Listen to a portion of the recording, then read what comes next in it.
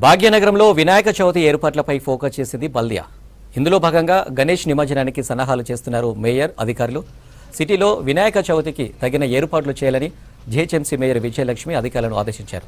శ్రీలింగంపల్లి పరిధిలోని పలు చెరువులను జోనల్ కమిషనర్, స్థానిక కార్పొరేటర్తో కలిసి పరిశీలించారు మేయర్. గణేష్ నిమజ్జనం టైంలో ఎలాంటి ఇబ్బందులు రాకుండా చూడాలని జీహెచ్ఎంసీ అధికారులు, సిబ్బందిని ఆదేశించారు. అటు చెరువుల చుట్టూ ఉండే పరిసరాల అభివృద్ధిపై అధికారులతో డిస్కస్ చేశారు మేయర్ విజయలక్ష్మి.